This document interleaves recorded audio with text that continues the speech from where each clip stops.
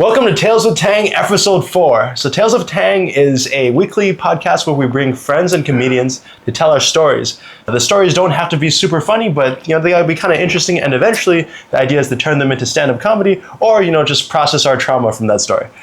So my name is Yife. I'm the host, and today I got my friends. This is David, and this is Ryan. David's my childhood friend from middle school. We met when we were 11 years old. And Ryan, we met around the same time, right? We met in Chinese school. Yeah, that's a normal experience. Yeah, and so we all Canadian kids grew up in Calgary. Ryan currently lives in Switzerland, where he's doing a PhD, and David is he's doing train safety in Montreal. Yeah, and we've been friends for years, and we're visiting Ryan. Currently, we're in the city of Bern, so this is a special episode of the podcast. We're in Bern right now. Yeah, it's the first travel podcast. So in honor of traveling, I think I'll tell us a travel story. Right. What do you think? Yeah, all right. Do you guys know how everyone hates British tourists, right? I got to experience that firsthand once I was in Thailand. I think I told you this story, but I haven't told you. I know fragmented. Okay, yeah. So I was in a hostel. So I was going to my coworker's wedding in India, right? And I want to know, okay, where do Indians like to vacation, right? So I Google it, and Gemini tells me Indians vacation in Thailand. So before the wedding, we go to Thailand for a week. It's me and 2 Amazon coworkers, I decided just to show them some fun, and we stay in a hostel, right? A hostel, like a party hostel. You guys ever been? Mm-hmm. Yeah, it's like there's a lot of young people there, and you can meet some really interesting people, really cool people, and maybe some really weird people. So the first night in the hostel, we get into the hostel, and it's I'm really jet lagged, so I'm trying to sleep, right? But there's also like a club at the bottom of the hostel, so it's going bam, bam, bam. I can't fall asleep. Eventually, the pounding stops, and then that's what pounding stops. Eventually, the pounding stopped in Thailand. The pounding never started for me. Okay? Eventually, the pounding stops, and then I'm about to drift to sleep, right? And the room is dark, and it seems like most people are in bed already, until suddenly one guy walks in. He bursts into the room. He's like, "Oi, mate! You're in my fucking bed!" So someone is in the guy's bed, right? And then he decides to react in the most British way possible. And the guy in the British guy's bed is another British guy. They're both British, and he's like, "Hey, sorry, mate. I just thought this was my bed." And I don't know why the situation escalated from 0 to 100 instantly, but the British guy's like, "You're in my fucking bed. Get out of my fucking bed. What makes you think you can sleep in my fucking bed?" And and they start going back and forth, right? And then the entire room. So it's a room of 8 bunk beds. So everyone's kind of waking up, and they're kind of seeing what the fuck is going on. And the British guy, and then he brings 3 of his friends to try to to try to corner this guy, get out of his bed. Wait, the 3 of his friends are not sleeping where he is? I think they were just with him. Yeah, maybe they don't even live in the hospital. Went out, brought support, he brought support into the room to corner a guy who's still in bed. So there's now 4 guys staring at this guy, staring this guy down. It's like, "You're in my fucking bed right now." It's like, "Hey, mate, get out of my buddy's fucking bed, right? Hey, it's my brother's first night in Thailand." I can't do the British accent, but they're all British, right? And then the guy in the bed is British, and but the guys, they don't want to get out of the bed. Maybe because there's 4 dudes around him. He's going to get beat up. No, mate, come on, please, let me sleep, please. And so eventually they this commotion, it's been 10 minutes of them yelling at each other, and eventually the guy goes downstairs and he brings the hostel worker up, and he's like, "Hey, this guy in my fucking bed. It's what you gonna do about it?" And she's like, "Oh, we can give you." She's tired. She's tired. We can give you other bed, other room. Yifei's not racist. I'm not racist. Trying to comment. Dramatic effect. That's not even a Thai accent. That's your normal Cantonese, your mom. That's not the Thai. I only have one Asian accent. But the lady's just like, "Hey, she's like, we can give you other room, other bed, other room." And he's like, "I don't want this fucking other room. I want this fucking bed that I fucking paid for. I paid £7 for." She paid £7 for. It's $7 for a bed.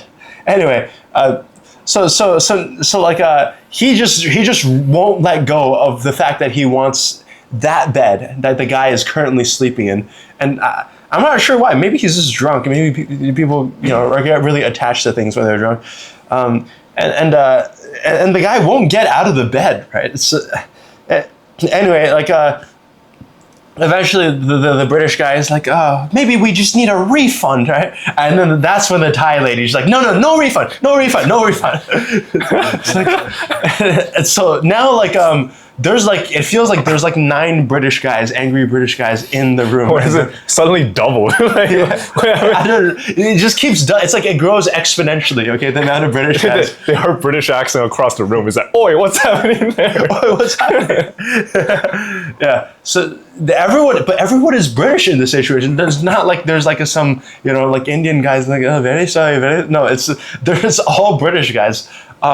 And so it's like, it just feels like one guy is talking, like 10 recordings to one guy. What's the other 7 British man doing? I think it's like the friends of the guy and the friends of the guy in the bed, and they're all like in a circle. Like, so they're all talking over each other? Talking over each other. They're all yelling. This is like 4:30 a.m. Right? so like, and then we're so she's like, no refund, and it's like, okay, we'll talk about it downstairs, yeah, and like, you couldn't have talked about this downstairs like 40 minutes ago, like, you just woke us up, and it's like, yeah, let's go, mate, yeah, and so they all go downstairs, and at this point, my friend Ben, like, he's filming, right, with a camera, but like, he's like very afraid to like piss off the British guys, so he's like he kind of pokes out of it, and then like he goes in, and he's like, he's just like quietly filming like up and down. So we have like maybe like 30% of the video of what happened. Maybe I'll put it on here. Yeah, so they all go downstairs. And also the thing is like my memory is not that great here because like I'm in bed. I'm trying to not like, piss off some angry British people. So like maybe I don't remember the exact details that well. But yeah, anyway, so they go downstairs and then there's this one British guy in the room now. And I think he gets his bed back. Like, oh, no. Wait, hold on. All the British guys go downstairs, and the 2 British guys who allegedly stole the bed, they're still there, right? And they're like, hey, I heard they said they're gonna call the police on us. And the other guy's like, I don't want to spend a night in a Thai prison. Do you know what they do to you in a Thai prison? Like, what do they do to you in a Thai prison? Get impounded. Yeah, you get impounded. Yeah, exactly. Yeah, and eventually I can't hear the 2 voices anymore, so maybe they leave, but I'm not sure. Okay, so I guess this story like, is a little hard to tell because let me just fill in the blanks with what I think happened, okay? So I think the 2 people in the bed, they leave, right? And then the guy comes back, and he gets his bed back, but then he realizes his backpack's gone. He's like, those fucking people stole my fucking backpack. Stole his bed, robbed him blind. Yeah. And my friend, he's French Canadian. His name is Sam. He's kind of just standing there. He got woken up. He's standing there outside of the bed, and the British guy comes up to him and is like, "You, do you understand me, mate? They robbed my fucking bed. Right? do you know what rob means?" And the French guy's like, yes, of course, yeah. I understand, yes. And then the British guy's like, yeah, like I think he's starting to feel bad now. So he's like, you would do the same if you were me, wouldn't you? And the French guy's like, yeah, of course. Like, what I'm doing is not unreasonable, is it? Yeah. It's like, no, of course not. No, just, yeah. He's like, thank you. And then I think that's it. Everyone goes to bed. This is just... So 9 British men showed up in one room, started yelling, and they just not quietly dispersed, but they all dispersed. Yeah, they all dispersed, yes. Yeah, they all somehow dispersed, but not without, like, I'm fully awake at this moment, and I don't think I'm going back to bed. I'm just wondering where he summoned the other 7 British men. Like, it just like snaps, and then they just suddenly spawned 7 other British men just to back him up. Mm. And if you travel with like 7 or 8 other people, can you just get your own room? So you're not sharing the bed with everybody else? I mean, yeah, I think you could get your own room. Wait, no. I think they're okay. They're probably 18 to 20. Yeah, they're all There's like really 18 to 20 young. No, like British they're 18 man? to 20-year-olds. Oh, okay. So they're like this is their first time outside of England, right? Like their parents sent them to Thailand with their brother, and then they were just kids like 10 minutes ago, so they don't really know how to interact with people. So yeah, I don't know. I mean, that's pretty likely. If I'm an 18 or 20-year-old, I'll be pretty timid. I won't be fighting people. If they take over my bed, I'll be like, probably, oh, okay, I'm just gonna get a new one. Sorry.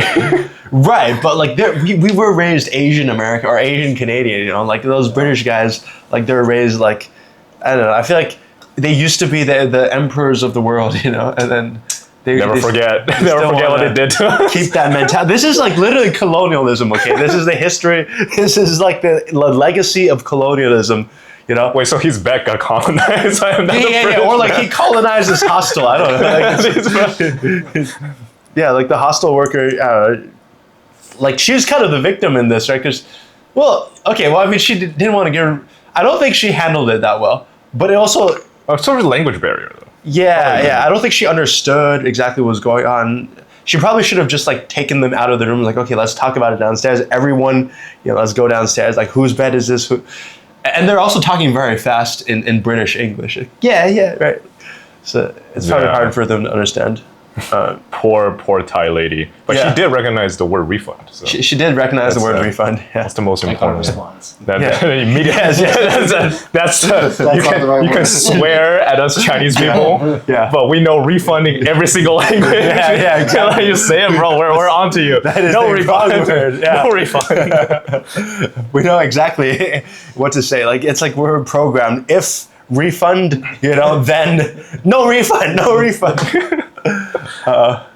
Yeah. I'm surprised we haven't used that material for your stand-up yet. I guess it is pretty funny, but I don't know what the because like you gotta have a kind of a punchline, like what's the twist, and maybe the twist, maybe like I could start the story off by saying like, oh yeah, like this British guy, he found a guy in his bed, and he reacted like a calm, civilized adult, Get out of my fucking bed, like that's pretty good. That'd be funny, yeah. That's pretty good. I was like that'd be a good twist.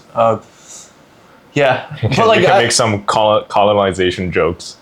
A British man leaves his bed and finds another British man on top, and the British man, I thought he was just free. He was empty. I was here first. His bed was promised to me. You gotta cut that. You gotta cut that, bro. I'm gonna grab another beer, but you gotta cut that one. No, I mean, yeah, I think British people they're. Okay, the other reason this might not be a good comedy bit because like I'm like I'm like it's this I'm not really involved in this story, I don't really do anything besides like be scared in bed. And, yeah. Like I mean maybe for me my personal experience with that is that like that was the last hostel I think I'm ever staying in. I was 25 years old and like everyone was like 21, 22 and everyone was acting like like degenerates. So I mean, you can mention how the Asian lady was kind of just don't care until somebody mentioned refund. That's true. And he immediately perked up. It's like, who said that? Yeah. But yeah, I think, I don't know, not to shit on British people too much, but like they're known for being like tourists that like everyone hates, all around the world. Yeah. You can't have worse reputation than Chinese tourists. Yeah. I think it's like equal. I think, but wherever there's, I think Chinese tourists go everywhere though. That's the thing. I think it's bad reputation. There's so many. Yeah, They just take up so much space. There's too many of them. Big tour buses With the flag and the hats and the yelling. Is like, Yeah. oh, follow me. We're gonna go this way now. Yeah. And then they also do like a head counts. Like they're Chinese tourists. Like all right, like 1, 2, 3, 4, 5. Oh no, I heard from my mom. My mom used to be a tour guide. I don't tell you, but my mom used to be a tour guide.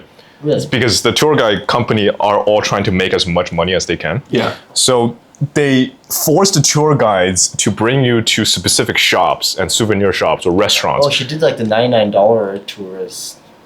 Like it's very cheap. Yeah, the cheap ones. Yeah. Because they have obligated to take you to these shops that are, I don't know, like sponsored, like have a business with the travel company So they make you want you to buy everything, Right. all bad quality shit, and like the food is not good, but maybe the nephew of the restaurant like knows the travel company, and then all the travel like people or the travelers are super angry because I don't want to be there. They want to see the sites, right? But they have like 1 hour minimum, 1 hour maximum to see the sites, and they have to rush to another location. Yeah. Like, imagine you're like Buckingham Palace. You can't even see the guard change, and they're like, "Oh, we gotta go buy some merch." Yeah. You're gonna see the guard change, but you gotta buy some like guard merch. It's like crazy. No, I went on once, and I did try to make this a stand-up story. This is one of my first bits. I don't think it worked because it wasn't that funny, but like they took me to this pillow factory called Let Your Sleeps Heal, like sleep, right? And then we go there, and this is like one young guy, and he's just like selling the shit out of the pillow. He's like, guys, this pillow is the best pillow on the planet. Like he takes it over his head, and then he makes us like, he bends over, he makes someone like drop a weight on his head, and then like I'm like, yeah, I'll do it. Yeah, I drop the weight. He's like, look, it can protect you from that. I'm like, that's not what you usually do. What are you gonna do with that? Yeah. I'm not usually like defending myself from home invaders. But you're sleeping this way. You're not sleeping with a pillow on top of your head. Yeah, Who's gonna, like... exactly. Yeah, like what is this even for? Right? And then I think like eventually, he points out a camera in the corner of the room, and he's like, okay, the government is watching me to make sure every word I say is true, right? So I'm not allowed to say some of the what I'm just trying to. What I'm trying to say is that like I'm not saying the pillow cures cancer, right? But like like Mei Ling had cancer and she slept on her pillow. She doesn't have cancer anymore. So like he's basically like implying like with as legal as possible, that the pillow like can cure cancer. Yeah. Bruh. Yeah, let your sleeps heal. Yeah, shouting out that company in China. Sponsor this podcast, please. Bro, and like they were trying to sell us a pillow. The pillow was 500 yen. 500. Wait, it's in China. Yeah, so it's like $100. It's $100. $100 Canadian dollars, bro, for a fucking pillow. I feel like I went to the same store. Really? You saw the same guy. It's the same guy. No, straight up. I got dragged into a pillow store, and they're saying it was like ionized with the essence of the mountain or some shit. Oh my god. God damn! All right, dude, are they just taking us all? Is this the same three stores? I'm telling you, probably the same travel company. Yeah, they're like probably is. Yeah. Yeah. Was it like Beijing or? No, I was in Sichuan. Sichuan. Oh, okay, yeah. Maybe it's a chain. But they were very expensive pillows. I remember being hundreds of dollars. I was like, wow. Wait, but why would you sell a pillow to a tourist? You don't have luggage space for a pillow. No, they'll pack it for you. They will pack it for you? Pack it for you. Oh my god. Yeah. Yeah, and they said they'll do free delivery anywhere in the world. Yeah. Because the pillow is so expensive, they don't really care about the delivery price. Dude, like 70% of the money is the delivery price. The pillow probably costs like $30. Yeah, it was disgusting. Like and like he kept offering the pillow to everyone, but nobody would buy a pillow. Like, hey, you want a pillow? Well, then they guilt trip you as well. Yeah, right? yeah. He's like, oh, if I don't sell the pillows, then I have no salary. Yeah. Please, my boss will kill me. Like, oh man, it's so bad actually. Yeah. Yo, like, I've seen so young many struggling salesman, and yeah, like and when nobody would buy a pillow, he just kept like going around because we had to stay for the full hour, and he was supposed to be selling pillows. No one's interested. Yeah, he just spends the next hour just like pillow. You want a pillow? Please, just try it. Come on. Just try it. Come on, man. It makes me super uncomfortable when I go to China and they like try to forcefully sell me things. Yeah, because I'm like. I feel like I grew up in China, but like I lived in Canada for too long, so I think we're too nice, and we don't know how to say "fuck off." Yeah, exactly. And they just won't leave you alone as long as you be nice to them. They would just not leave you alone. Yeah. To a point where that's what I saw my mom. My mom is super nice in Canada, like going shopping and everything. As soon as she goes to China, holy crap, her face just changes. Like we're getting a taxi, and the taxi's like, oh, I think it's 20 yuan or something. Yeah. And she's like, the fuck? 20 yuan? You're trying to scam me? We're not paying 20 yuan for this. And start like haggling down to like 10 yuan. I was like, holy shit, how does this? If it's 20 yuan, I'll just pay it. Because it's like $4. It's $4. This is crazy. Yeah, I think like that's why like we're easily like the people with Western attitudes are like very easily scammed on, or like they go for us, you know, because like yeah, anyone who's from a country where they haggle like, you're not getting scammed, you know. I feel like haggle is fun though. Have you Yeah. haggled? I think some of the stores are pretty egregious in China, like Yeah. the Jade stores. Mm-hmm. If you don't haggle, like you can haggle down 90%, like down to like 90% off. Yeah. Very typical. They expect you to haggle. Yeah, you have. Yeah, to it's part of the haggle. culture. Yeah. If you don't haggle, they taking all your money, man. Yeah, if It's someone like gets if someone pays for like the suit full price. Sorry, I'm still thinking about the. oh, fucking the suit. Thai trip, the suit Yeah. trip. But Dude, if someone pays for the wait, did you hear the No, story? I heard the story. All right, well, I think I've told the story before. Okay, that's fine. The pillow guy missed you, but the suit guy got You you. get scammed. Right? Yeah, I got scammed in Thailand. So this is the same trip, by the way. I think all my stories are that trip, but yeah, like anyway, I was saying like if someone goes in and pays full price, that means they probably like like like made the store a month of money, you know? Like Yeah, like, for sure. Yeah. So I was in Thailand. This is the first story I told. So okay, let's try again. So I was in Thailand. I was in Chiang Mai, and we're in a temple. Right, we're in a temple, and this very charismatic guy approaches us as a Thai guy, and he's like, "Oh, you guys are tourists, huh?" We're like, "Yeah." He's like, "Oh, what are you guys here for?" We're like, "Oh, we're just here to check out Thailand, and we're going to a wedding after this." And he's like, "Oh, cool. All right. Well, I just got married, and I just got promoted at my job at the airport as a manager. So I'm very excited to come all the way down here, right?" And he talks to us for like 30 minutes about like About his life. yeah, about his life, about the temple, what it means. He gives us a history lesson. He's so charming, he's so charismatic, and he's like, "Oh, the other reason I came here." To Chiang Mai. He says he's from Bangkok. He's like, I flew all the way down here to buy the best suit in all of Thailand. It's right outside of this temple. You can get it. Like, it's, dude, how much do you pay for a suit in America? We're like, I'm not sure. It's like probably like 1,000 USD, right? We're like, I guess so. He's like, yeah, it's way cheaper than that here. It's like, we got some of the best suit in Thailand.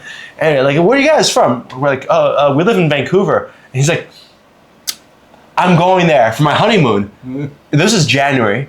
Like, who the fuck goes to January? To Vancouver? It's rainy, yeah. And then he's like, where are you from? And my other friend, he's like, I'm from Winnipeg. And he's like, I'm going there for my honeymoon too. Nobody to Vancouver and then Winnipeg. If any Canadians know Winnipeg, I don't want to piss off Winnipeg people, Yeah, it's but the worst country. Winnipeg, oh my god. I had to go there for a business trip. Yeah. It was the worst. When did you go? Was it winter? I went in like February. Oh, that's fucking. It was so bad. Yeah. The only thing that was interesting was a big cat supermarket. I've never seen it before, and I'm bored. I just go to the supermarket and look at things.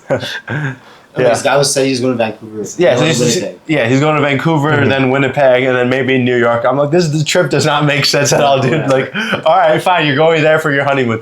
And then he's like, and I'm like, you're not like working for the suit store, right? And he's like, no, I just love the suits. I just want to tell everyone.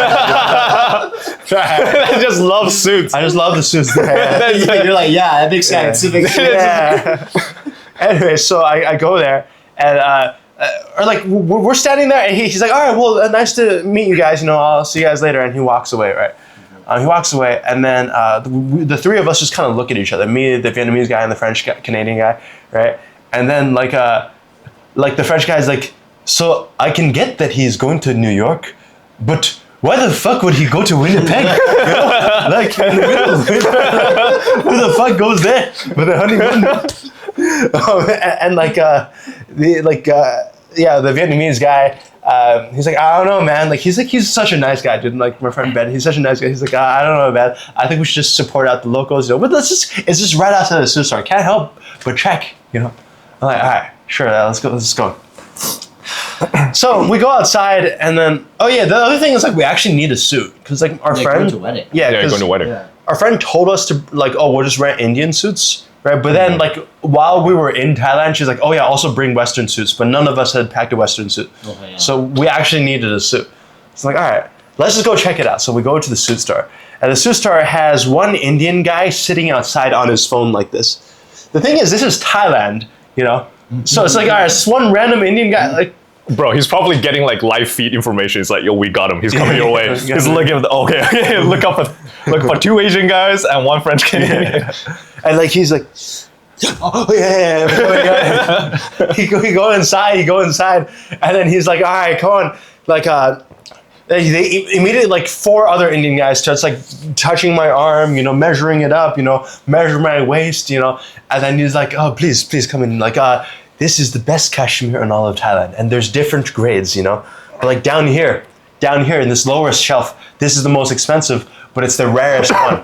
But it's the most expensive one. I'm like, oh, what's the mix of cashmere? And he's like, oh, it's 50% cotton, and then this is 50% cashmere. I'm like, what did you say? It's like, this is cotton, and then 100% cashmere. And I'm like, you didn't say anything. So you can speak English. And then he's just like, how would you like to pay? And then what? Yeah, it was just straight to. I'm like, wait, did I agree to buy a suit at the point? Like, did I say yes to paying? And then I see over there, like the Vietnamese guy has already paid for the suit full price, 370 USD. And then I'm sitting here like, I guess credit, I don't know, because like peer pressure. I'm like, I'm like, my friend bought a suit. They already did all this work measuring me up. No, but how much time has it elapsed since you spent it? Like 3 minutes, but it felt like a long time. So quick. That's fast. It felt like a long time. Because oh my god, they're doing all this stuff. I don't think they can measure you fully within 3 minutes. They probably did it really well. Yeah, there's no way. They That's got why 4 guys. Like Quick. Oh, it was quick. Okay. Yeah, it was very quick. Yeah, so I pay by credit card, and there's international transaction fee, whatever. It's fine. There's a charge, extra charge.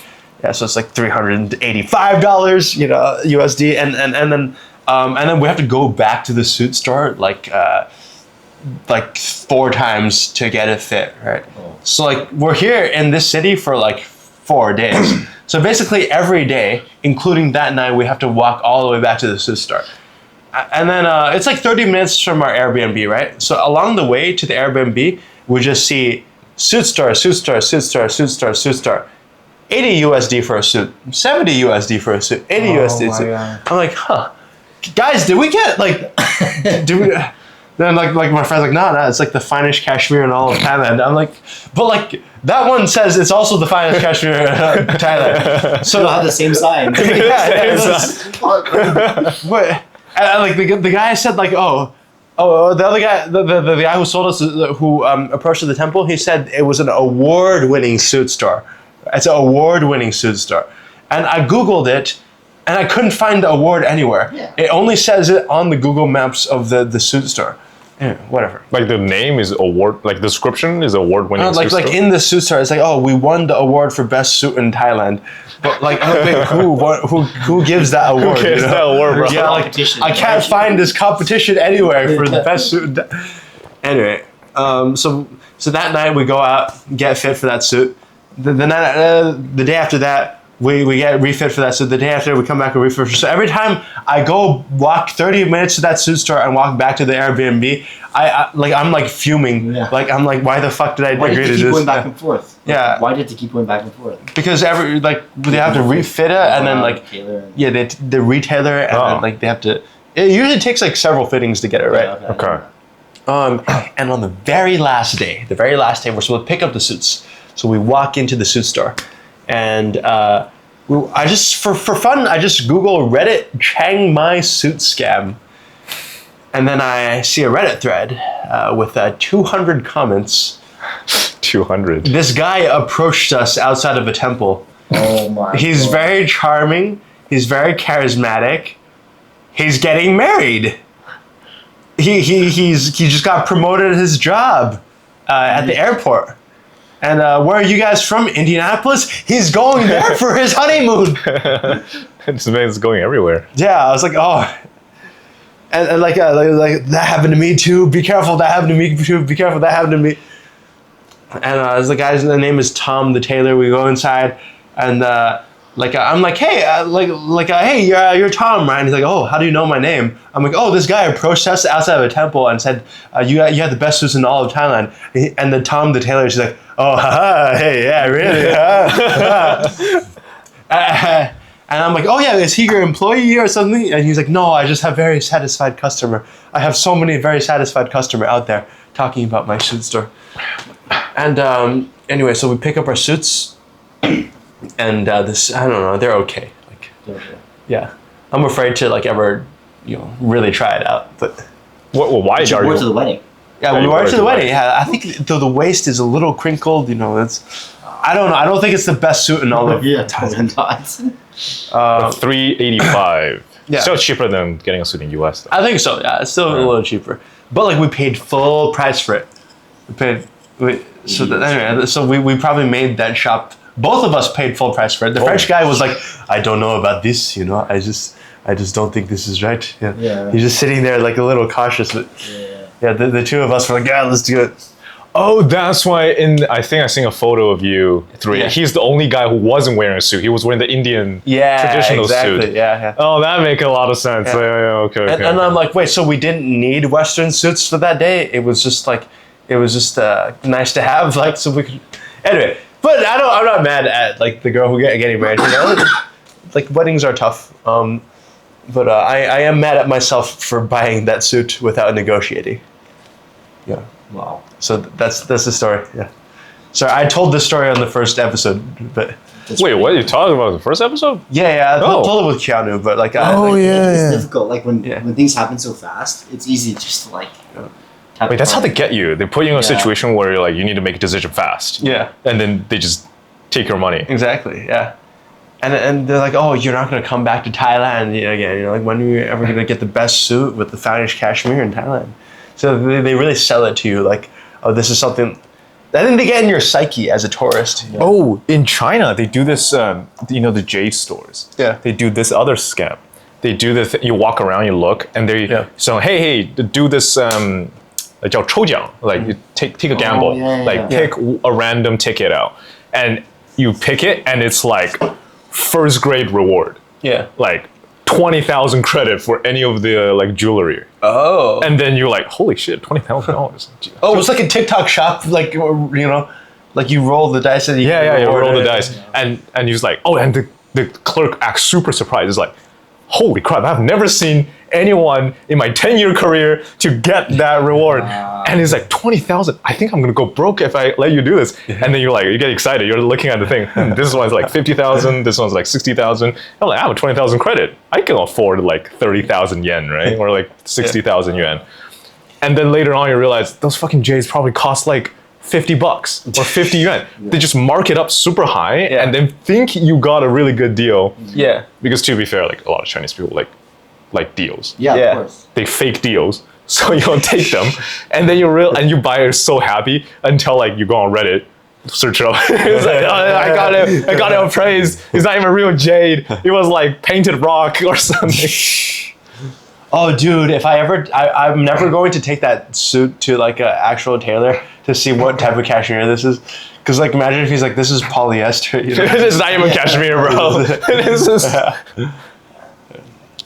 But yeah, I don't know. I mean, how do you get good jade in China then? Do you know? I don't know. Never bought any. The only time my dad bought my mom a jade bracelet, I think was legit. They had to return it because she couldn't take it off. So I think we just stopped getting jade from there. Shit. Because China is where you get jade, right?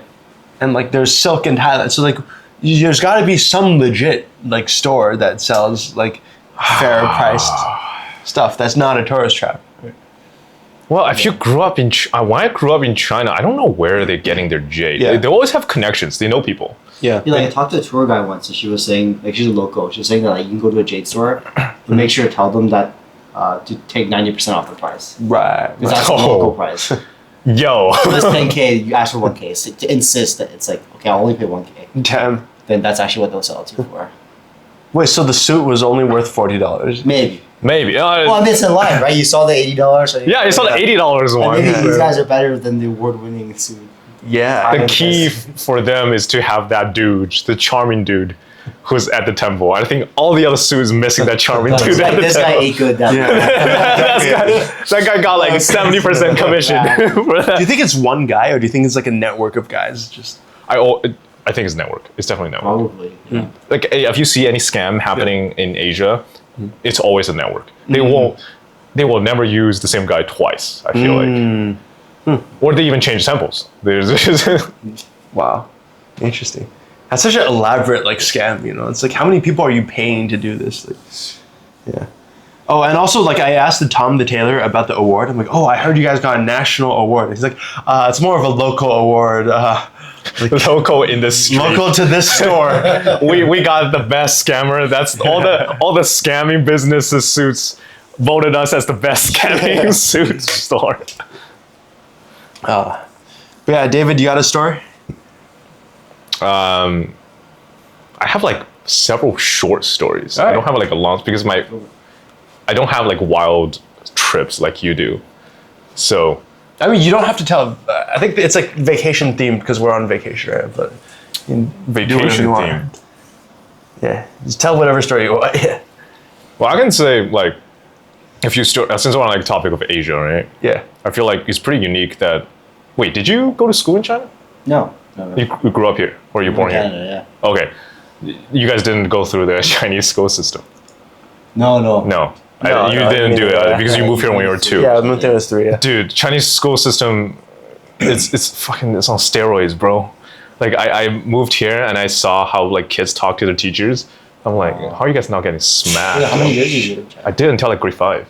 Grade 5 what? Yeah, dude, grade 5 from kindergarten to grade 5, it was whole like business, like bureaucratic Machiavelli like bullshit happening. Yeah. Because like you have the grade determines what class you are, like what caste, basically what caste you are. Like you have the class leader, which has the best grade. You have the class representative, which is also the best grade. So that means if you don't get good grades, you get treated like shit. Like really? That was like the hierarchy in the class? That was hierarchy in the class. Like how well your grade is. It doesn't how matter. fast you ran or something, but dude, they wanted, China's very patriotic. Yeah. We had the flag raising ceremony every Monday where you had to go there dressed in school uniform, wear the red tie, and salute like this. This is our salute for youth. Yeah. And they needed a trumpet player to play the national anthems at the Monday flag raising event. Right. I signed up because it's like, because we're drilled into us. It's an honor to play the national anthem to the whole school. Yeah. They saw my teeth. It's like, teeth two, you have buck teeth. No play. I was like, what the fuck? Like this is, they only take like the best looking and they literally evaluate your like body, your teeth, your face for the perfect one. Even though nobody's ever gonna see you. You're like out of 1,000 students standing in the middle and nobody's gonna see you. Yeah. It doesn't matter how well you play the trumpet. Yeah. Was it your dream to do that? Or like well, it was taught to us, right? Like and if you do anything representing your class or representing your school, it is a great honor to do so. Yeah. Like I once got, oh, this is so sad. I once got a best audience award. Oh, how did you do that? Oh my god! Because I wasn't fit enough to participate in any of the sports event. Yeah. So I was the quietest kid on the bleacher. So the teacher gave me the best audience award. Oh my god! I was actually getting any award in elementary school is super cool, right? I brought it home and my parents saw best audience award and they just started breaking out laughing. They wasn't even mad. It's so funny that they didn't even punish me. It was just like, this is the best you can do. Yeah. They're just like, this is the worst that you are the quietest kid on the bleacher. So not only you not qualify for any sports and you had no friends. Nobody wanted to talk to you. That's crazy. Wait, I didn't know they do participation awards in China. Well, I think they do some like weird rewards just to encourage behavior. Like they want you to be quiet, so they give out rewards for being quiet. That was so sad. In hindsight, that was so freaking sad, dude. Because there's an award for not doing anything. Well, they encourage certain behaviors. Like in class 2, we have to write apology letters. Oh. To who? To the teacher. Oh. For example, most of the trivial thing. Like the teacher's like, what's square root of 4? They're like, I never heard of square root before. I don't know. I'm like, apologize. I'm like grade 2. And they're like, you don't know? 200-word apology letter on why you don't know the square root of 4. And it's like, what? What am I going to say? 200 characters. 200 characters. So you have to talk about like, oh, I wasn't starting hard enough. I wasn't. No, we had a strat. We just started talking about our day. Like today, I woke up at 7 a.m. Yeah, I teacher ain't reading that. The teacher actually read it, Oh. and later on told us, you guys can't just start using filler. You guys actually need to reflect on why you don't know this topic in math, which is freaking crazy. You want a grade 3 kid to write like, oh, the worst punishment I got was a 1,000 word apology letter on like, I think I did something really bad. I think I was playing with my friends and I accidentally pushed them into the urinal or something. Oh shit! In the urinal? Yeah, we were like just like horsing around and I accidentally pushed them into the urinal. Yeah. And I got like a 1,000-word apology letter to explain why I did that and why I shouldn't do it again. I was like, oh, what did I write for 1,000 words? But yeah, it was. And didn't make you sorry? Did you No, feel of course bad? not. Of course not. It's just for fun. Yeah. But it made you really scared of the teacher. Like I was playing tag and I ran into a tree. I ran into a tree and it really hurt. Like my forehead started bleeding. But your first instinct is like, holy shit, did I damage this tree? Did I put a dent in this tree? If I hurt this tree, they're gonna tell my parents I'm gonna get beat. So I immediately started trying to like look if the tree is hurt, even though like I'm bleeding through my forehead. It's just like how much you like are scared of the teacher during that time. Yeah. Do you guys ever get like punished for getting hurt? Like for me when I was a kid, I like fell on the playground. Oh. And, I scratched up my face a little bit. I went home and I got my ass whooped. Yeah. Wait, what? I was like, what the fuck? Like, this is not fair. Wait, by your parents? Yeah. After I stopped telling my parents we got hurt, I was like, Yeah, they have the weird philosophy of like, oh, you made me worry for you so much. We're gonna hurt you even more. also, I'm with you, so don't hurt yourself in the future. Yeah, I was like, I got hit by a car chasing a balloon across the street when I was 5. I was 5, and then but like the car stopped and I was okay, and then they drove off. But then the neighbor saw, but there was another Asian kid, so she confused the two of us. So she's like, "Hey, Daniel, I saw that. I'm gonna tell your mother about that." I was like, "Wait, tell your mother?" I'm like, Daniel. I would tell on your mom. who's Daniel? There's some other Asian kid who was playing with me. He made it across the street fine, okay? I was the one who was a dumbass who got hit by the car, right? But like, Daniel was so confused. I was like, what? Allie, why are you telling on the kid's mom for him getting hit by a car? You know? Like, yeah, you were so bad today. You got hit by a car. Dude, the teacher's ultimate weapon back. Yeah. Yeah, sorry, what were you saying? The ultimate weapon in elementary school is I'm gonna tell your parents. Yeah, exactly. And the parent-teacher interview in middle school. I was shitting my pants every single time. Wait, even here? No, in Calgary, I was like, Dude, they always praise you so much. in yeah, Calgary. okay, because we're Asian kids, like with good marks. no, but I couldn't pay attention in class. I was like, Oh, okay. yeah. But in China, it was absolutely terrifying because the teacher come to your house. Oh. They come to your house, Really? sit down They with come your to parents. deliver the news. Yeah. They come to talk to you about you with your parents. And all the things you did in school just all flooded into your brain, and you're sitting there. It's like, holy fuck! Please leave! Please leave! I can't do this right now because like we were so scared of the teacher. Yeah. I was so scared of the parents. Like we get below 80% on the test. Yeah. Your punishment is to copy the test 3 times, and I have to write like 500-word apology letter. There's a lot of writing involved. Yeah, a lot of writing, and they have to take it home to your parents to sign it. Yeah. So of course, as kids, we forged our parents' signature, and I got really good at it. Yeah. So there are a few unit tests they have missed. They didn't know I got like below 80% on. So when they showed up, I'm like, holy shit! Are they gonna mention a unit test? And they're like, we never seen this test before, and they're just gonna get exposed. I'm like, my career is done. My life is done. And then sometimes you get exposed.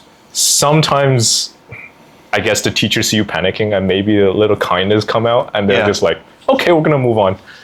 But every time you just get so scared. And but like right now I think about it, it's so trivial. This is the most trivial stuff. Something to worry about, but Yeah. it's your kids, right? So. Well, like, why are you treating your kids so harshly? Yeah, when white kids like get 79 on a test, they get awarded a PlayStation 2, you know, like Yeah, you got 70%. That's great. You passed. you pass, yeah, you got 3.0. And there's like when I saw bureaucracy is like we're like organizing columns, right? Each column, if you got the highest mark in math, you're assigned the math leader.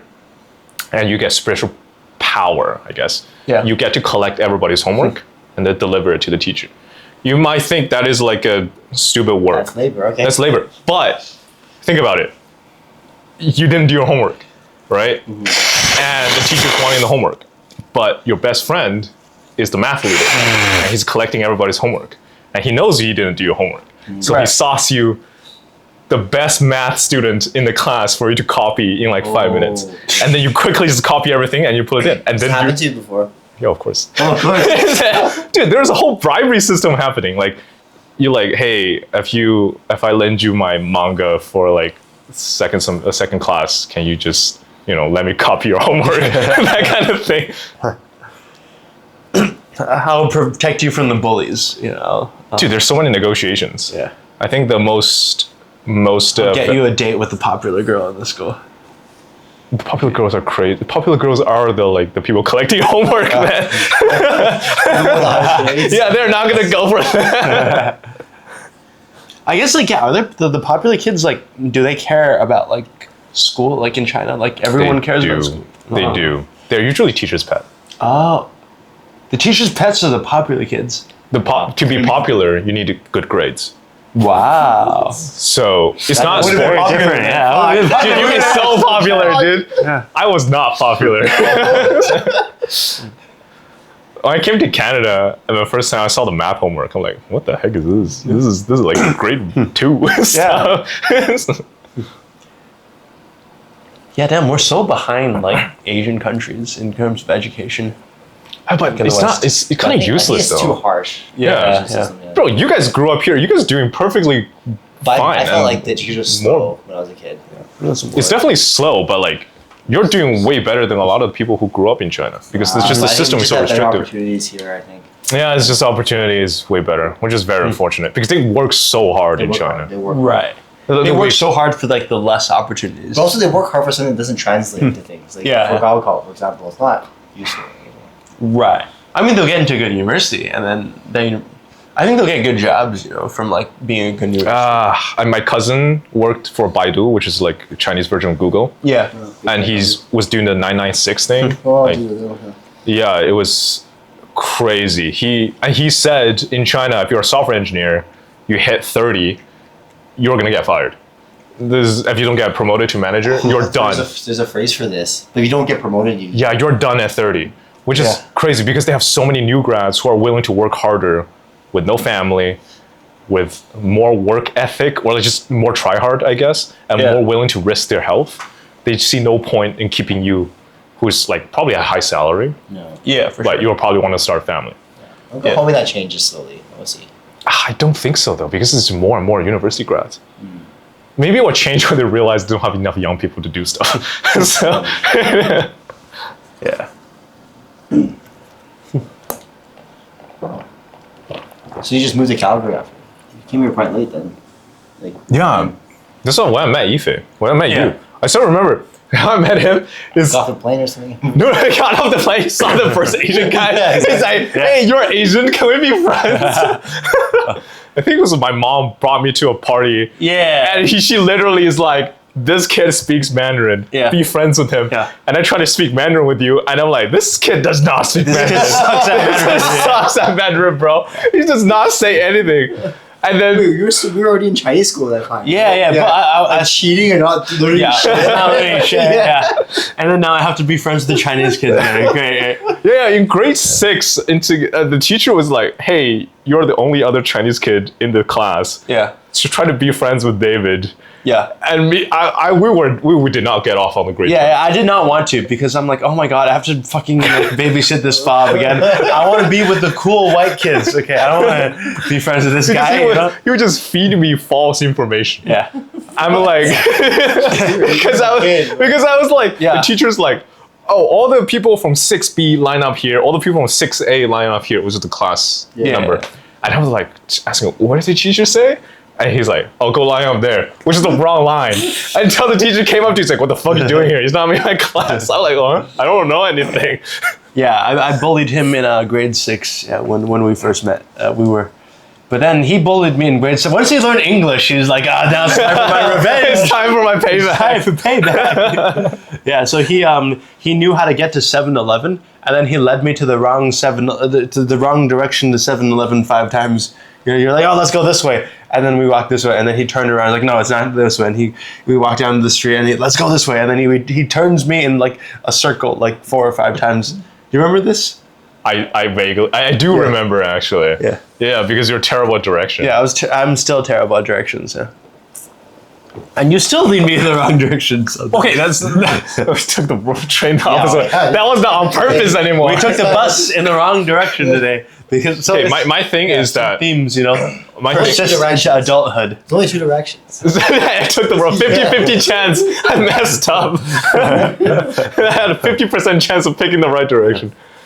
Yeah. So yeah, we were friends. So grade 6, we weren't really friends. I was bullying you. Grade 7, you were kind of bullying me. Oh, you also pinched my neck a lot. You that that was was- just like walk out to me and then just like. That was the thing to do. I think those like all the middle school kids were doing it. I remember distinctly only you doing it to me. But yeah, at grade 7, you bullied me, and then I think in grade 9 we started being friends. No. No? No.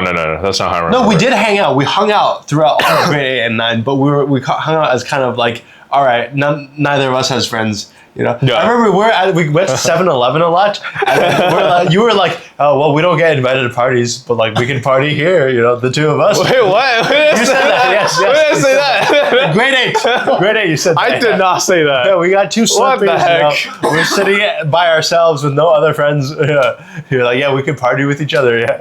Yeah, because grade 8, grade 9, it was kind of really rough immigrating. Yeah. Because I didn't speak the Makes language. sense, yeah. I did not speak the language. And like, I don't know, I guess I kind of got bullied. Not you, just Yeah. like kind of got bullied by other, because dude, the school I went to is all white kids. Yeah. Oh, really? They're all white kids. And only Asian people there really don't like fobs or like newly arrived who doesn't speak English. So They're- high school is okay. High school's okay. High school was Because way like better. because the people who I didn't like fobs because I wanted to fit in with all the white kids, So like because it was so distinctly like white. So I'm like, if this guy doesn't do anything for me socially, this is a shitty thing to think, but like I was a little. Oh yeah, it's middle school stuff like that. It's like it's how you have to survive in middle school. Fuck, when middle So- school has so many Asians. It's crazy. Yeah. Oh, I should went to your middle school. Yeah, What the heck? It was like half, 50%. Oh my goodness. Damn. What did you speak Mandarin? Must have been very No, different. no, it's English. But Oh shoot, I'm gonna get bullied either way. Yeah. Nah, Dude, yeah. just triggered a core memory. Yeah. I went to a church event Yeah. when I was just got here because my mom thought it would make me friends because of Yeah. the Asian church event, and then made me read the Bible when I didn't speak like a word of English, and then everybody was laughing at me reading the Bible. I was like, Oh, what the heck is this? It's like- At a church, huh? yeah, at a Yeah, church church, too. I thought yeah. you guys are believing Because for I'm giving. They made you Yeah, what- read it, like they got you Yeah. to stand up and Yeah, I like, had to read it. and you didn't know how to. I had a thick Chinese accent, and I couldn't understand that's any terrible. words. Oh, that's terrible. It was. I know, like, I thought you guys are like child of Christ. You can be forgiving. What is this? Okay, so grade 9 we weren't friends, but we were like hanging out in like grade 8, 9, and in grade 10 we went to high school. Yeah, we kind of just didn't hang out much. We didn't hang out in grade 10. We didn't hang out that much. We were like, I think it's because like we just found different circles, right? Yeah. I was trying to be the popular, because now in grade 10 we were in IB, which is like all Asians. It's like it's an international Black Korea. It's like an honors program, right? So like everyone is Asian. So I was trying to like be friends with everyone.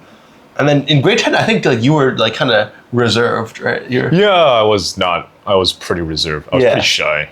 Yeah. Yeah. Because I was like, oh, it's gonna be a repeat of middle school again. Yeah. I was like, oh, I spoke English, but it was better. And then in grade 11, I don't know how much about this we should talk about. Oh, you should tell Ryan about the psych study. Yeah, I kind of want to talk about it. Okay, Dude, the psych study is wild, dude. in grade 11, a lot of dramatic things happened. But the main dramatic thing was like I had a friend named Manal. Manal was very manipulative. And Manal liked, but I didn't know this at the time. She just kind of kept like a couple of like really like quiet people around and who could like, she can manipulate easily, right? As her core group of friends. And then I was one of them. And she kept calling us peasants. Like, God, you're a peasant, Ife. But like as a joke, but like she would do it hundreds of times. So like at some point, it wasn't even a joke anymore. We just got conditioned into believing, and we called her master. Like at first, Whoa, wait! I didn't even know this. Wait, why? I didn't know that. You call her master? yeah, we call her master, you know, like as a joke. But like, if you do it hundreds of times, it's not a joke anymore, you know. Anyway, so Manal is just kind of manipulative, right? But like, and one day she's like, "Hey, do you want to do a psych study? It's going to be very traumatizing, but like, just do you want to do it?" I'm like, "Yeah, sure." She's like, "Yeah, it could be for volunteer hours for IB." I'm like, "Oh yeah, let's do it. Yeah, we use it for volunteer hours. That's awesome." We're such nerds. So Excited nerds, for volunteer hours. Okay, basically, she said that her family friend was a psychology student, right? Who was organizing this huge study, right? And this study was going to get published in journals, right? And it's to explore the relationship dynamics between people, right? And so we all signed up to do it, right? Me, you, and then a bunch of our high school friends. People, yeah. Right? And but like the questions were very like intrusive, you know. Like the first like they would send out an email every single day, and then she like answered the questions as honestly as possible, right? And it would be like, you know, like I was kind of on and off with the girl at a time, right? And it's like, "Oh, what do you really think about Emily?" You know, like what's your real relationship? So the study got us together, I think, and then broke us apart, like once or twice, you know, like because they were like, "Oh, do you really want to be with Ife?" Like the study would ask her those questions, right? But like the guy running the study, right? Let's call him Hassan. We never met Hassan, okay? Like I couldn't Google. I googled Hassan's full name, like I couldn't find Hassan psych student, you know, University of Calgary. I couldn't find anything like that. You know, I couldn't find his like papers. I couldn't find anything. So I'm like, all right, is this a... Anyway, so I had doubts about whether this like psych study was a real thing or not. But, you know, maybe it was real. Maybe it wasn't. I don't know. Well, I think 90% is not real. It's fake. Because if you, as academic, if you want to do any experiments involving minors, you don't do this. You need parental consent. you need a parental consent. Yeah, we didn't get send questions. didn't get anything. Yeah, at one point, I think we were starting to suspect Manal that like her psych study was, like she was behind the psych study, right? I think like you were starting to suspect it. Yeah, me and my other friend. Yeah, you and another friend started to suspect it, and I had a big mouth at the time, and I think I still have a big mouth based on how many details I've shared in that.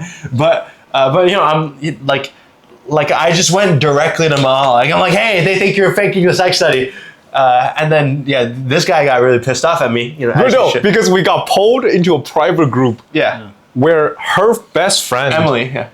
just roasted us, saying, "How dare you guys even question the authenticity Of our this great study?" master Manal. Because my friend and I, we intentionally put like a question. Oh wait, it's about like how well does that person knows about you? Because I think they were trying to show her that she's omniscient or something. Like she knows you very well. So we start suspecting her. So she put these very personal questions, and another friend and I, we just put BS. That's totally not what we are like, right? And lo and behold, she predicted our BS answers to the word.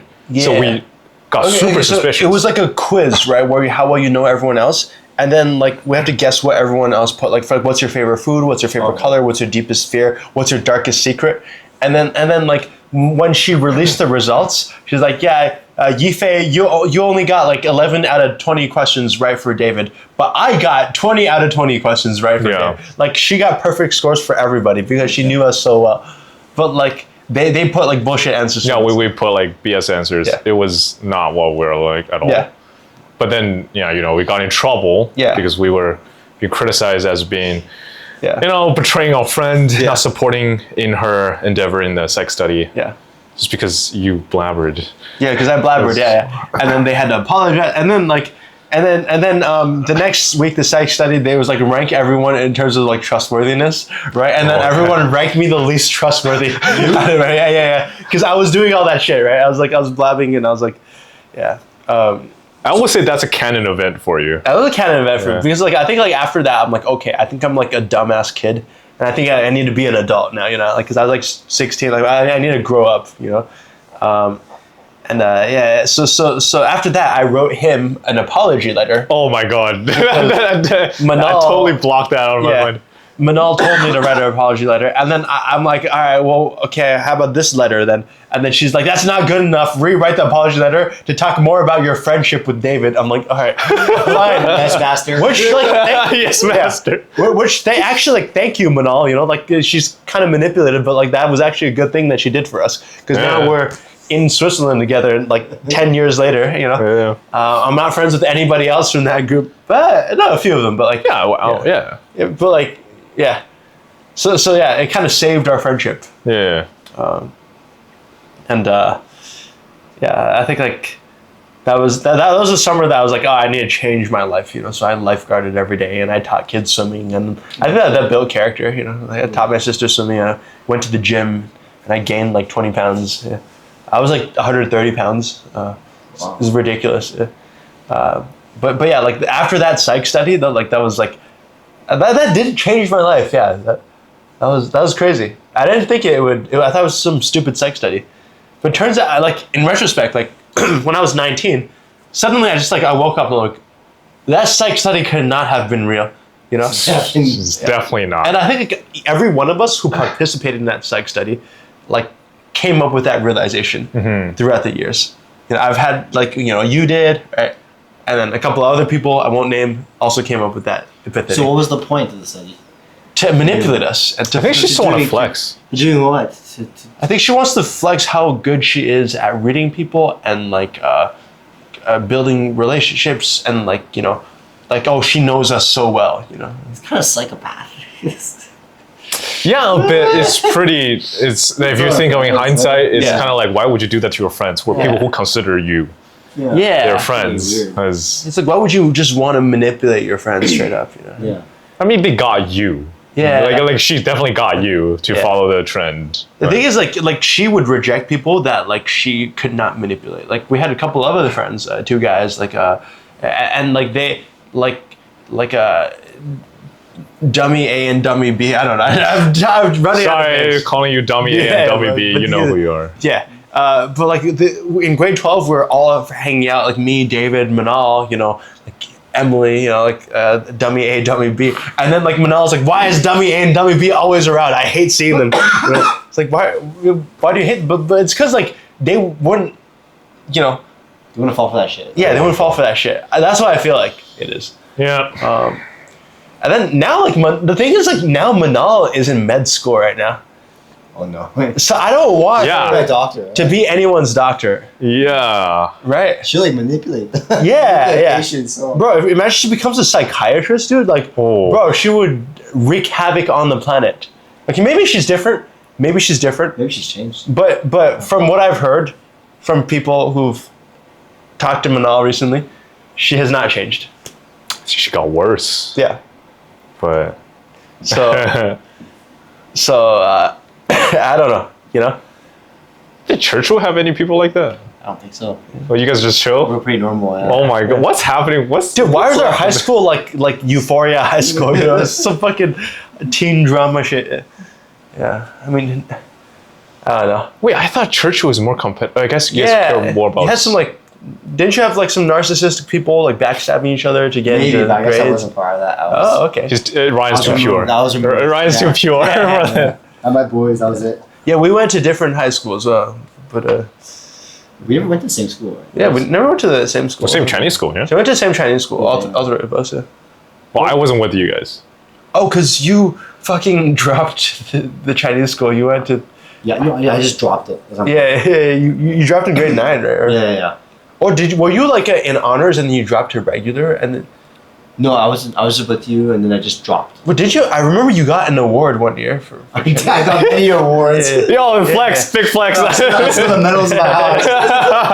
But Proudest we're achievements. yeah, but our Chinese is still fucking terrible. Yes. Right? I can still barely read. Yeah. It Wait, takes texting girls to learn Chinese. Yeah, exactly, yeah. Actually, yo, that's the way to the best go. motivation. That's the way to go. Yeah, literally just texting like pop girls. Yeah. yeah, exactly. Wait, so, like, you, I thought you had difficulty communicating with the Fob girls. No, I can speak. It's just hard to write. Hard to write. Yeah. But you need to. How do And they you do have in to voice memos and stuff? translate. Voicemail was okay. Yeah. Yeah, I don't know. That's tough for me. I don't know if I could ever do that. Wait, text fob girls? Yeah, I don't know. I mean, it's just like I just want to chill and not get reminded of Chinese school when I'm texting a girl. You know, I think that's what it But is. it'll change it. You'll stop thinking about Chinese school. You know, texting fuck You with think my about friend. her. Yeah, Think how happy your mom would be. that's true. That's true. Yeah. Yeah, but yeah, we got an interesting childhood. Yeah.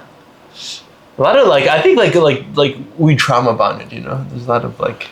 Okay, I feel like after I left China, my parents became super chill. Yeah. Like I escaped the worst of it, which is the Gaokao, which is like the entrance exam for like university. Yeah. Like they just did not care what I did. Like they were fine with me going to trades, like become a plumber or, Yeah. which I was like, if you're a plumber in a Chinese family, you are like bring shame to your ancestors kind of thing. Right. I mean, they were perfectly fine. Like I think, I don't know, you know, I was like, well, I had one of my options is to go to University of Toronto to do social science. Oh yeah. And my parents are like, go for it if you like. you want, if you like social science, like history, go for it. Yeah. I thought you didn't make money, so I didn't go. You liked Unfortunate. history though. Yeah. Yeah, history You were was thinking fun. of going to a military school. I think like the officer stuff, right? Oh, that was cool because our physics teacher was. Yeah. He served in. Our physics teacher was super cool. He couldn't afford university, so he just went to the Kingston's military academy. Yeah. Yeah, and then he actually served when the Serbia, Bosnia, like Herzegovina, like the civil war was happening. Yeah. When Yugoslavia split. Yeah. Oh, maybe it's no conflict, but they had like a conflict there. He was part of the UN peacekeeping force, Okay. and like his physics questions are always fun because he uses his like real life experience where like military related questions on like velocities, the gun velocities, and stuff. Yeah, he was super chill, and then I was actually considering, but. History. We're going to the military. Yeah, going to like Kingston's boring, but you know, you gotta go to university for free. So. I had a friend who went. I don't think he likes that much. So Huh? I had a friend who went, but He didn't like it?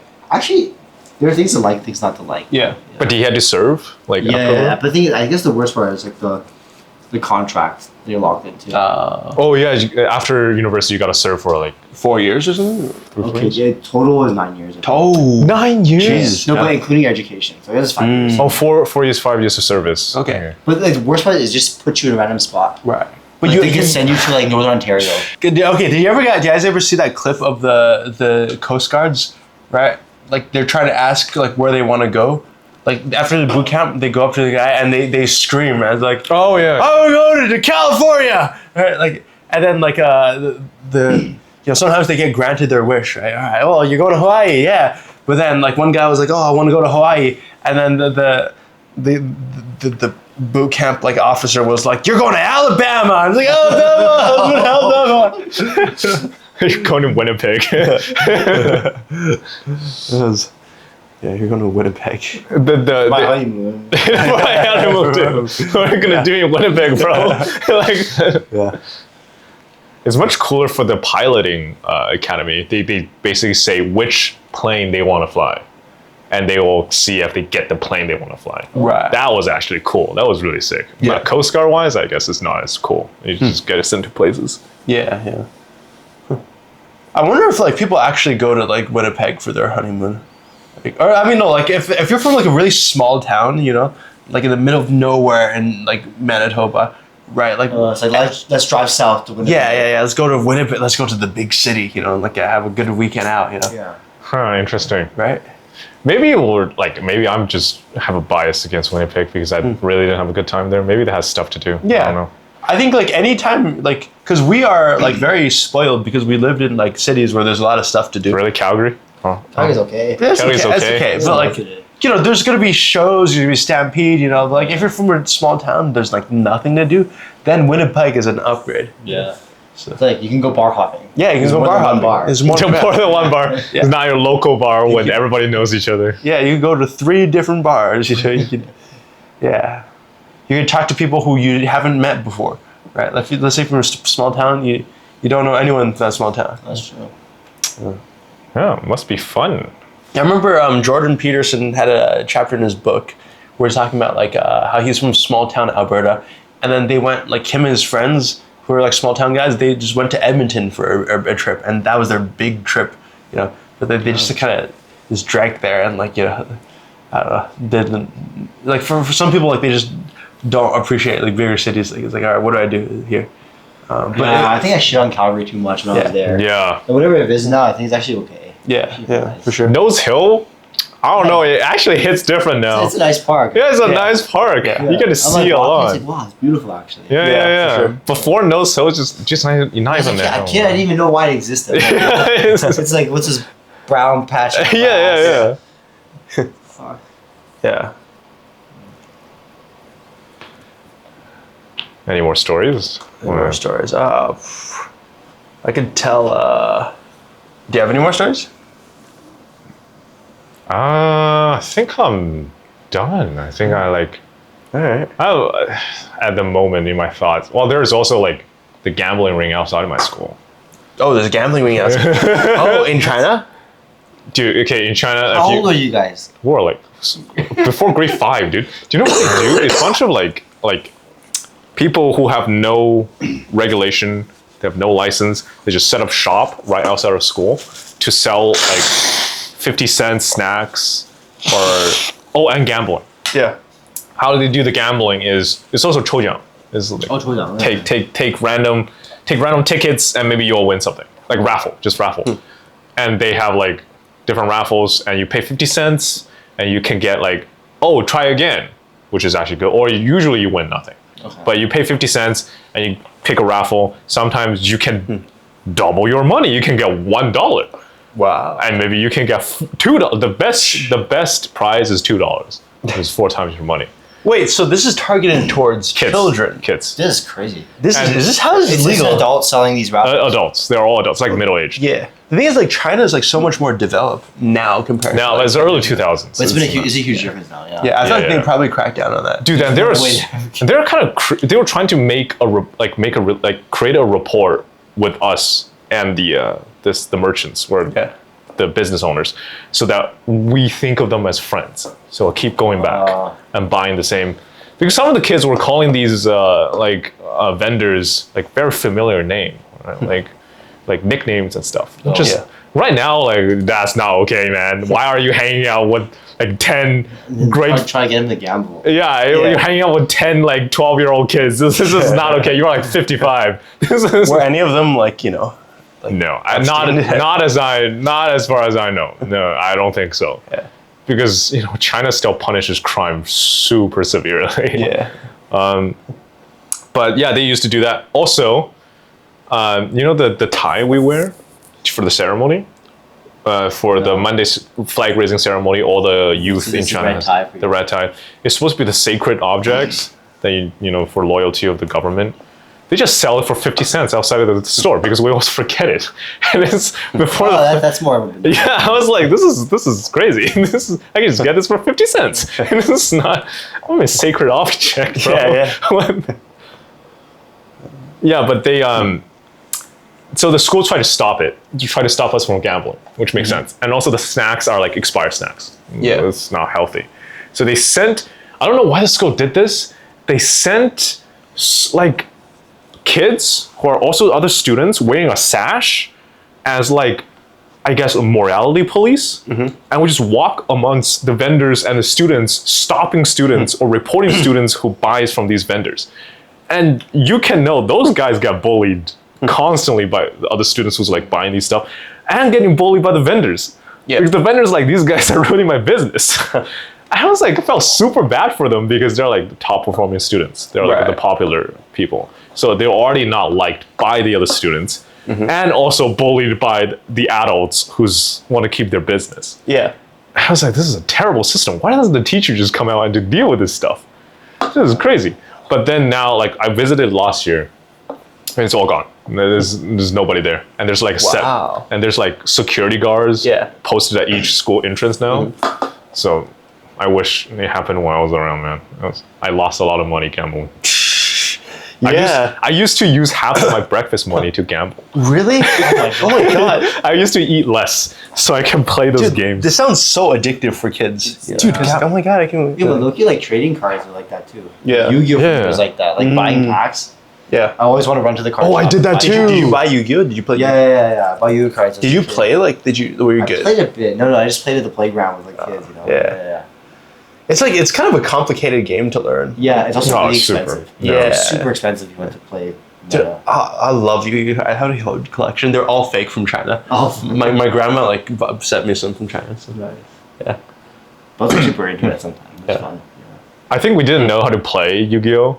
So Yeah. what we did is you had the cards on the floor. Yeah. And we slammed the card. You know this Squid Game? What? Oh yeah. we, That's what you did, used to cards for. we didn't know how to play the game, man. Well, you read the cards. We're It's out online. grade 4. Be a fucking anime about it. I watch the anime. I don't fucking know. Like, So we played Yeah. the Squid game. If I can flip your card by slamming my card down, then I get your card. And that's how we get Wow, cards from wow. each other. Yeah. And some kids get peer pressure to use their most precious card on those games, and it gets really intense. And there are times where like parents had to call each other. It's like, hey, my kid is really upset because your kid won his card. Can you just give it back, please? I think at some point I was like playing soccer as a kid, like kicking the ball around. But then everyone got into Yu-Gi-Oh for some reason. And then instead of like running around during recess, we would just like sit next to a staircase. And just Like, yeah. It was like But like, how many of those kids were actually playing Yu-Gi-Oh and instead of just looking we were at all their? playing. Oh Dude, they're really? smart. Yeah, we would like have like Right. 8 people. We all playing against each other. Wait, what? Like these are like high school or middle school? This is elementary. Yo, you guys are smarter than us. No, Yeah, we couldn't read. We did not bother to read. Yeah. We just like, oh, we're just gonna hit it on the floor and flip your card, and your card's mine. I remember really clearly because grade 5 I was leaving this elementary to go to Chinese immersion. Yeah. It was such nerds. And then my friend was like, "Oh, you're leaving. I'm so sad. I'll give you this Yu-Gi-Oh card." I still have it today. Wow. I think it was actually. Really. Yeah. Dude, I'm going to his wedding. Like, No way. I'm going to his wedding. We Or should like, cut out the name though. I'll call him Billy. Billy. Yeah, Billy. Call him Billy. Yeah. No, lot of cuts. Billy gave me this card. Yeah. Yeah. dude, you guys are actually play. We have Pokemon cards too. I didn't bother to read it Oh, I either. never forgot. We did the same thing. I think we just thought it was too complicated. Yeah. I think the one time we played with. I do not remember playing it. Yeah. I do We not played even with remember. Henry. You know? I only remember playing League of Legends with Henry. Oh, okay. was- But I remember like it was actually fun. Like when we learned how to play. Yeah, it's It was very exciting. Yeah. But why did maybe we'll play as an adult? Huh?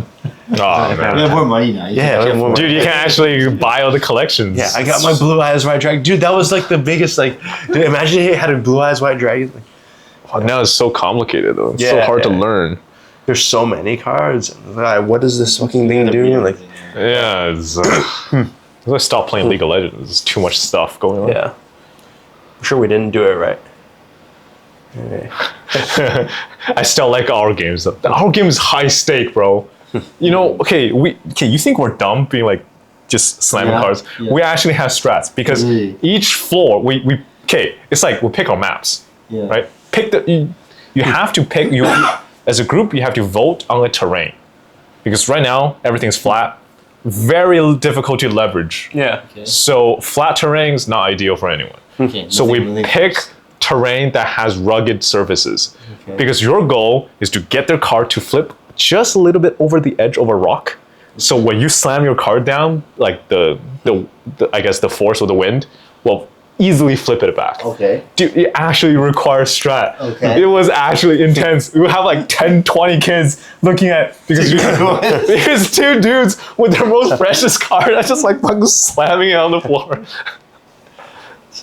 Yeah, that's Wow. crazy. Yeah. That's we had different experiences with We had a very different experience. I think we're just kind of poor. we didn't know how to play because we never had enough money to build a deck. So we just had random cards. And you're like, I don't know, I'm like 10. You know? Yeah, I was just gonna like flip cards over. Oh, okay, we're almost at time. Oh. Cool.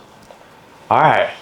Well, the battery's about to run out, so I think we're gonna call it a wraps on this episode of Tales with Tangs. on this episode of Tales with Tang. And thanks for joining us on the special vacation episode. We'll see you guys next time.